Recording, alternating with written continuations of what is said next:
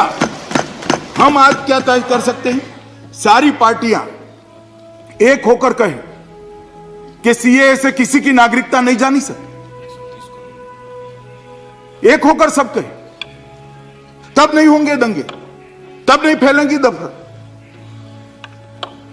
किसके आधार पर हम अपनी राजनीतिक रोटियां सेकने चले, कौन भोग बना है? और मैं कहता हूं कि ये सदन में बैठे हुए सारे विद्वान लोग हैं, कपिल सिब्बल साहब सुप्रीम कोर्ट के बहुत बड़े अधिवक्ता है, सीएए कानून में कोई प्रोविजन मुझे ऐसा बता दो कि जिससे मुसलमानों की नागरिकता चली जाएगी, प्लीज मुझे बता दीजिए। नहीं सिब्बल साहब, मैं बता, पहले जब कहे तो बताइए। मैं सीएए की बात कर रहा हूं, नाम लेने से क्या? मैं सीएए की बात, आप बैठे ना, बेटी तो कुछ और बोल गृह मंत्री जी, कोई ये नहीं कह रहा कि सीएए किसी की नागरिकता के छीनेगा, हम नहीं कह रहे। साहब एक मिनट बात तो सुन लीजिए। आप अरे नहीं आप मेरी बात सुन लीजिए। आप मेरी बात तो सुन, मान्यवर मेरी बात। सिब्बल साहब, गुलाम नबी साहब करते हुए इनको नॉट यील्डिंग कहता है, कानून ये कहता है कि जब एनपीआर होगा उसमें 10 सवाल, बात तो सुनिए मेरी, एनपीआर होगा उसमें 10 सवाल और पूछे जाएंगे, और जो एन्यूमरेटर है, जो राज्य सरकार का अध्यक्ष है, वो जाकर को पूछेगा, ये भी बता देता हूं, उसके बाद वो डी लगा देगा डाउटफुल, उसके बाद इंक्वायरी शुरू होगी। और ये मुसलमानों के प्रति नहीं है, ये गरीब लोगों के प्रति है, ये जो दलित लोगों के प्रति है, ये सब लोगों के। प्लीज सिब्बल साहब, मैं रिकॉर्ड पे कुछ कहना चाहता हूं, शायद आपके काम में है। सिब्बल जी बैठ जाइए।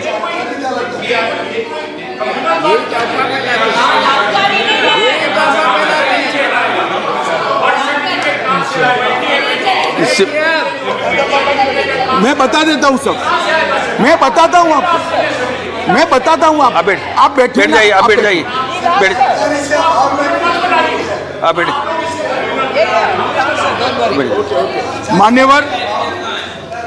मान्यवर, मैं कितने भाषण कोट कर सकता हूं श्रीमान कपिल सिब्बल की पार्टी के नेताओं के, जो कहते हैं सीएए माइनॉरिटी के खिलाफ। बता दे किस तरह से माइनॉरिटी के खिलाफ, किसी के, मैं आपको बताता हूं मान्यवर कपिल सिब्बल साहब, माननीय सदस्य ने, बेटे मत बोलिए ना, माननीय सदस्य ने कहा कि एनपीआर के अंदर डॉक्यूमेंट मांगेंगे। मैंने खुद स्पष्टता करी है, प्रेस रिलीज किया है कि एनपीआर के अंदर कोई डॉक्यूमेंट मांगा नहीं जाएगा। एक दूसरा पहले के एनपीआर में भी नहीं मांगा गया था, इसमें भी नहीं मांगा जाएगा। दूसरा, उन्होंने कहा था इंफॉर्मेशन नहीं है तो हम क्या करें, इसकी भी स्पष्टता प्रेस रिलीज कर दी है कि जितनी इंफॉर्मेशन देनी है उतनी देने के लिए आप आजाद हो, पूरा ऑप्शनल है। तीसरा,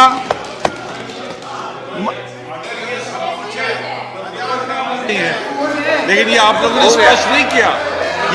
ने स्पष्ट नहीं किया, एक मिनट, मैं लोकसभा मान्यवर, मैं आपको बताता हूं, चलो आपने अब तक नहीं सुना, मेरी बात आप तक नहीं पहुंची, तो मैं अभी कह देता हूं, लीजिए पहुंच गई, आमने सामने बैठे हैं, कृपया आप समर्थन करिए।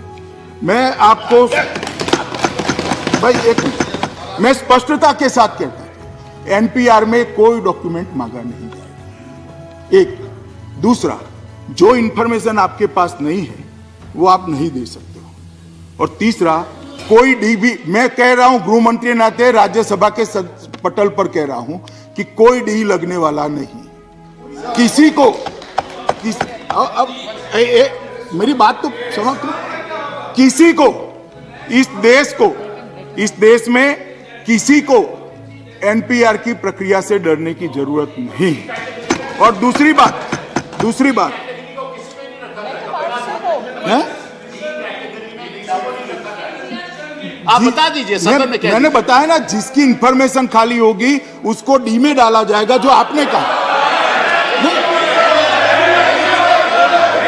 अरे सुनो ना, अरे बैठ जाओ मान्यवर, मुझे पूरी बात कहने दो। अरे पूरी बात तो कहने दो, बैठ जाओ पहले। 1 मिनट मुझे सुनकर बताओ, 1 मिनट। अरे मुझे सुनकर बताओ, पूरी बात सुनो पहले पूरी बात सुनो। 1 मिनट, 1 मिनट, ओ डायरेक्ट 1 मिनट, डायरेक्ट भाई 1 मिनट मुझे सुन लीजिए। मैं क्या कह रहा हूं, बैठ जाइए, मैं जवाब देता हूं ना। अरे विनय विश्वम जी, मैं जवाब देता हूं, सुनिए तो। मुझे बोलने भी नहीं देंगे यार। 1 सेकंड, आप सुनिए ना, मगर भाई को बैठिए भैया, थोड़ी सहिष्णुता बढ़ाइए, मुझे बोलने भी नहीं देंगे। तो मर गया। ऐसा नहीं है, मेरी बात सुनिए। मैं ये कह रहा हूं कि मैं अजीब, सुनिए, अभी मेरा वाक्य भी पूरा नहीं हुआ, खड़े हो गए।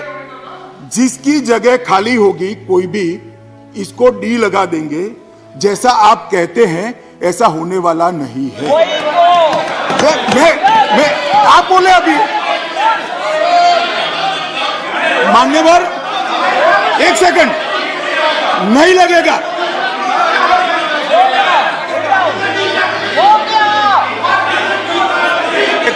नहीं लगेगा। एक मिनट, 1 मिनट,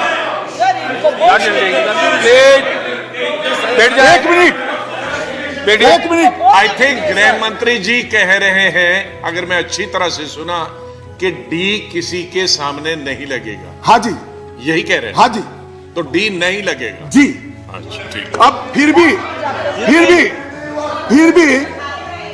भी सुनो भाई, अरे फिर क्यों बात कर रहे हो? फिर भी बैठ जाए हलवाई जी, 2 मिनट बैठिए। मान्यवर, फिर भी मैं कहता हूं, गुलाम नबी आजाद, आप बैठ जाइए ना, आप बैठ जाइए ना। मान्यवर, फिर भी मैं कहता हूं, गुलाम नबी आजाद सबसे वरिष्ठ हैं, नेता प्रतिपक्ष हैं। आनंद शर्मा जी गृह समिति, हमारी गृह की स्टैंडिंग कमेटी के अध्यक्ष हैं। विपक्ष के किसी भी सदस्य को अगर इसके बारे में डाउट है, गुलाम नबी साहब प्लीज लेकर आप आइए। मैं प्रायोरिटी के साथ आपको समय दूंगा। मैं चर्चा के लिए तैयार हूं, और इस भ्रम का मुझे कोई आपत्ति नहीं इस पर चर्चा। अफसरों की उपस्थिति में 1 सेकंड बैठ जाइए ना भाई।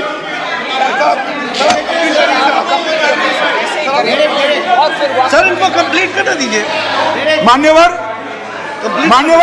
मैं कहता हूं, मैं कहता हूं, नहीं, Anand ji, he should be allowed to give the answer. They एक minute. will not hear him out and then they'll walk out. Sharma ji 1 minute,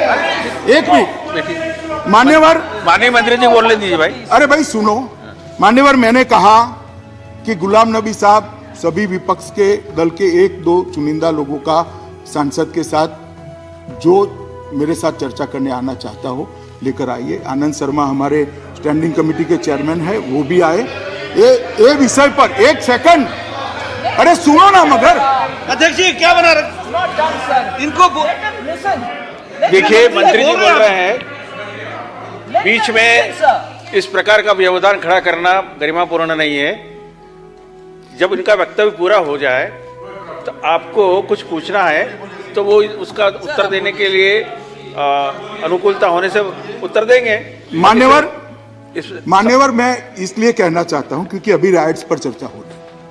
NPR के लिए आप मेरे साथ कभी भी, गुलाम नबी साहब आएंगे, 1 या 2 दिन की प्रायोरिटी में मैं आपको समय दे दूंगा और हम सार्थक चर्चा करेंगे। अधिकारियों को भी उपस्थित रखेंगे जिससे सारे भ्रमों